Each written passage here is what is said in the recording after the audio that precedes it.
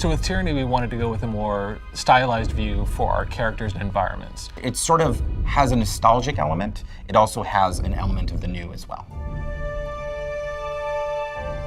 So our environment artists, they really push themselves to build some really unique environments that you've never seen before. We wanted to create a world where you could see the history and the age in every scene, in every piece of armor. You have to showcase that evil has won. So there's destruction, there's chaos, not happy colors. We wanted to take the environments and still make them a place you really want to explore. It's war-torn and oppressed, but with the art style, we tried to create a little bit of levity with that. It makes it feel like a place where people driven by real human intent and emotions could actually live. There are lots of characters. There's all the companions, All the archons, The disfavored. the innocent bystanders, the armies. and I try to make each one of those its own special character. I would love to say that I art directed that, but this is one of those moments where you allow an artist to be creative and they give you something back that's more than expected. Look at that dude. Art works pretty closely with the narrative team. They would allow us a lot of room to expand the characters in our own way. You can tell like a lot about a person from just a glimmer behind their eyes. And so that's the thing I really try to go after first.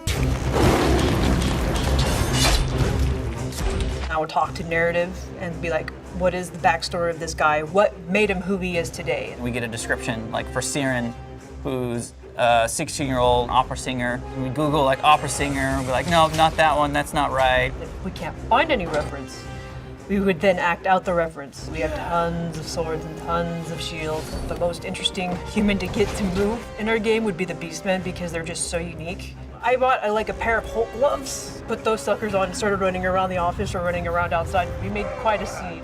The reason why we didn't use mocap is because it would just look too uncanny for the world that we're in. So for us, because everything was so stylized, we could hit stronger poses and just push reality more than we would through motion capture. I don't want to create generic characters. I want to make these characters feel unique to each other. What I'm most interested in when I'm writing the music for a score is the people that live in this world, that inhabit this world, because that's really what gives it its humanity. The game had the potential to sort of veer into very heavy territory, and we wanted to avoid that with the music wherever possible. So it's sort of this cognitive dissonance where we've created music that by itself can be considered beautiful, and it's juxtaposed with this pretty evil guy, you know, or girl. That was really important because we don't want the player to necessarily feel overburdened by all these very heavy decisions. We wanted them to feel like they could play this game for hours on end.